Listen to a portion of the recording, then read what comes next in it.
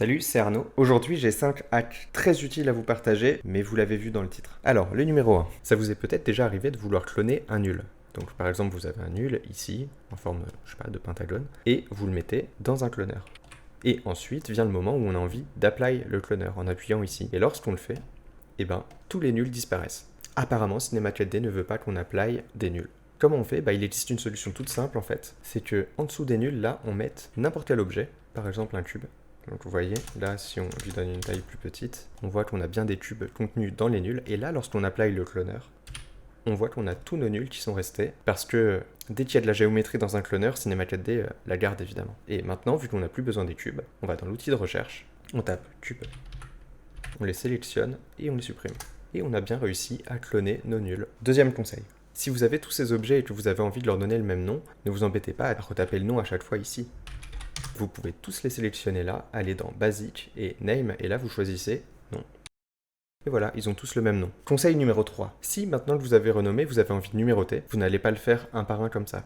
Il y a un outil très pratique qui permet de le faire à votre place. Vous sélectionnez tous les objets, vous allez dans Tool, Naming Tool, et donc là, dans la petite section Replace, vous pouvez mettre un préfixe ou un suffixe, ou les deux. Donc là, par exemple, si on tape $n et qu'on fait Replace, vous voyez que ça fait apparaître directement les numéros en suffixe. Si maintenant vous avez envie de numéroter non pas à partir de 0, mais directement à partir de 1, tout simplement, vous pouvez aller dans le cloneur et encore une fois mettre un cube qui sert à rien, vous sélectionnez tout, Tool, Naming Tool, là vous faites Replace, ça numérote à partir de 0, mais on vire le cube encore une fois, et on a bien une numérotation à partir de 1. Quatrième conseil, très rapide, vous êtes certainement déjà au courant, mais au cas où c'est pas le cas, il est bon de savoir que vous pouvez décrocher un panneau. Vous voyez ici, c'est bien en cliquant sur les petits points en haut du menu qu'on le décroche, et on peut en disposer ensuite quand on veut. Donc là par exemple, les outils de sculpture, ça peut être très pratique de les garder à disposition pendant qu'on sculpte. Cinquième et dernier conseil, imaginons que vous ayez une spline quelconque, et que vous ayez besoin de créer une ossature qui suive cette courbe. Alors vous pourriez aller dans le Character,